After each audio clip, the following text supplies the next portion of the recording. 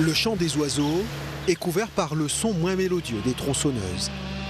Ici, à la plaine d'Affouche, dans les Hauts-de-Saint-Denis, c'est ainsi par intermittence depuis 2017. 4 bûcherons procèdent à des coupes d'éclaircies dans la forêt de Cryptomeria. Ils évoluent sur une pente de 45 degrés. Monsieur Bardaille, ben là c'est du côté des descente, nous arrive nous là. La ravine, la falaise Saint-Denis, la rivière Saint-Denis. Là c'est un travail assez difficile à faire.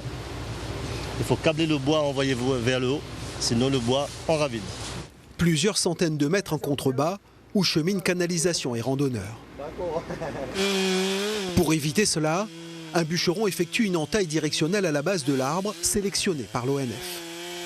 Avant il faisait peur, avant quand il avait un concept difficile, il fait peur. Donc mieux habitué, mieux aime le métier, et difficile. Voilà. Après bon, le physique quand même, il est très sportif et physique. Ça lui gagne monte dessus. Un câble est ensuite attaché à l'arbre pour conforter le sens de la chute. 16 tonnes de tension dans le câble. 16 tonnes de tension, donc c'est suffisant normalement. 1 heure auparavant, les arbres abattus les jours précédents étaient conditionnés. Ce chargeur, habituellement utilisé pour les cannes, manie avec la même aisance les troncs de Cryptomeria, malgré ses mâchoires partiellement édentées. Il est vrai que la pluie, il embête à nous énormément. Exemple, un temps sec, m'apprend 20 minutes pour changer le camion. Et en temps humide comme ça, nous peut prendre 35 minutes, voire 3/4 d'heure. Hein. Au final, une quarantaine de billons dans la remorque, 12 mètres cubes à transporter sur les 12 km d'un chemin éprouvé par la pluie. L'attelage doit être parfaitement équilibré. Ben, il faut aller doucement, parce que ça rase derrière, là, on peut mettre 10 tonnes. Il faut aller doucement. Il y en a des fois où la peur? Non, comme le tracteur m'amène depuis longtemps, pas peur. Mais après, si vraiment s'il y a un danger, il faut arrêter. Aujourd'hui, 1h15 de route prévue si tout va bien. De Tikadadak en Gros Kadadak.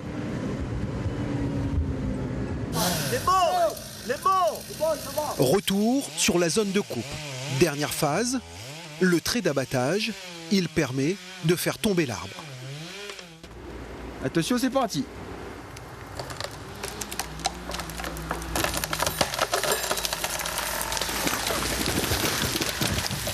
À terre, un beau tronc de 25 mètres de long, 60 cm de diamètre et de 2 mètres cubes et demi.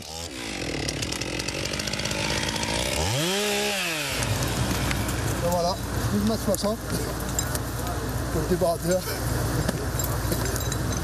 Le débardeur extirpe l'arbre de la forêt, l'emmène jusqu'à une première zone de dépôt. Le bois y est débité, identifié et mesuré. L'entreprise et ses bûcherons exploitent ici 100 hectares de forêt à la demande de l'ONF. La ronde 7. Pour l'instant, on a déjà exploité 2000 m3 sur la coupe. Il nous reste 2800 à faire d'ici la fin d'année.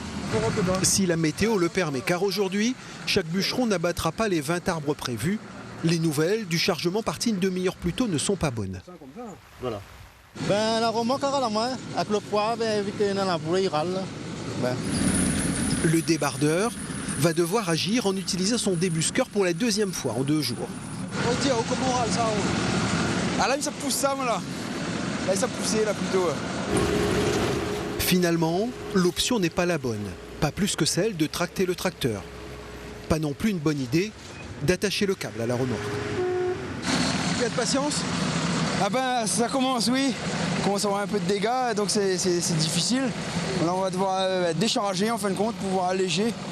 Décharger, après plus d'1 heure d'effort, la bonne solution et la bonne résolution, arrêter les transferts de bois et attendre une météo moins pluvieuse, car en forêt, c'est bien souvent la nature qui décide.